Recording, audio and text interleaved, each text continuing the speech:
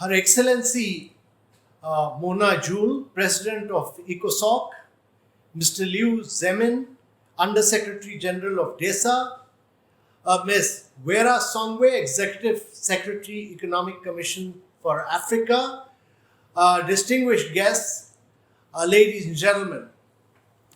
Madam President, on behalf of Government of India and National Institution for Transforming India, I express my solidarity with all the countries fighting the pandemic and addressing the social and economic crisis induced by it in one way or another. These are truly unprecedented times, extremely challenging times. Every action we take will influence the world we envisioned when we joined hands 5 years ago for realizing the 2030 agenda. Collective action through international cooperation is more relevant and important than ever before. In this context, I would like to congratulate UNDESA for making available the SDG Acceleration Actions Repository, which is an excellent platform for knowledge sharing through good practices. I would like to begin by discussing the progress on one of the India's registered SDGs acceleration actions. Yesterday, we presented India's second voluntary national review. Our VNR report titled Decade of Action, Taking SDGs from Global to Local, highlights not only our progress on the goals, but also captures the inclusive and participatory progress and the process followed in its preparation. We are aggressively expanding our renewable energy program and have set up ambitious targets. We have increased our renewable energy capacity by 75% since 2014 against our ambitious target to achieve 450 gigawatt by 2030. We have made the global pledge as part of our nationally determined contributions to have 40% of cumulative electric power installed capacity from non-fossil fuel sources. We have been consistently and rapidly improving our business and investment ecosystem. In the global ease of doing business rankings, India has jumped 79 places in the past 5 years, from 142 in 2014 to 62 in 2019. Our structural reforms in taxation, FDI regime, and insolvency and bankruptcy have contributed to this improvement. No other large country in the world has been able to make such a notable jump. 21st century challenges need 21st century solutions. The role of innovation is critical in designing solutions for SDG acceleration and building back better.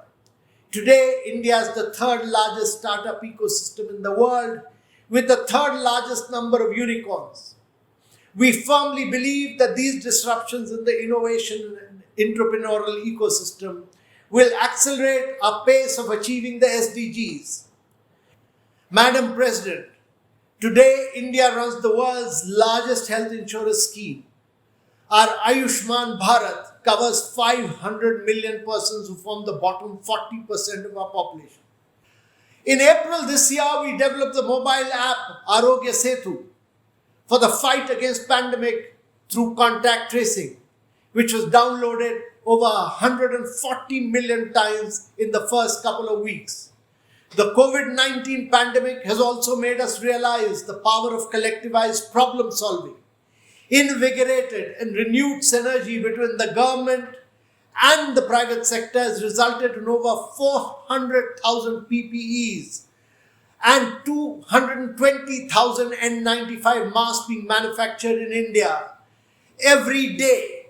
In February this year, we were producing none, absolutely zero. This aligns closely with our flagship Make in India approach, through which we aim to become a globally competitive manufacturing hub. Our aspirational district programs aims at accelerating transformative socio-economic improvement in 112 backward districts of the country with relatively greater development challenges. We don't call them backward, we call them aspirational district.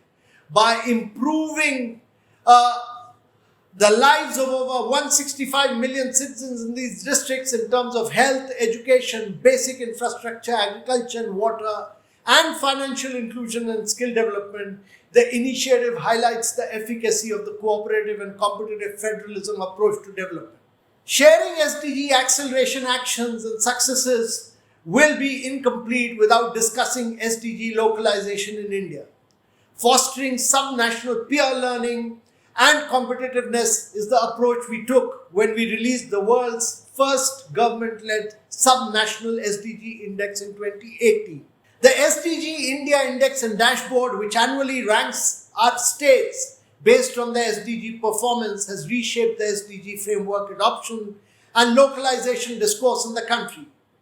It has resulted in subnational entities instituting monitoring systems and preparing development strategies aligned to the goals of 2030 agenda, which are customized to the local and hyperlocal context. In terms of utilizing fast-paced technological disruptions, I cannot emphasize enough on the importance of having an integrated approach towards problem solving in public policy. We did not address financial inclusion by looking at bank accounts in isolation.